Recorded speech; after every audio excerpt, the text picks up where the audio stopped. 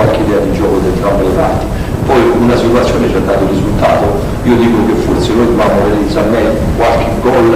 in situazioni più limiti, forse il gol poteva essere iniziato da qualcosa, io non lo so, però è una partita equilibrata che si sviluppano sugli episodi, qui chi trova il gol oggi su un campo del genere, il 90% portava via la partita. Questa è l'analisi della gara a sé stante, su un campo molto pesante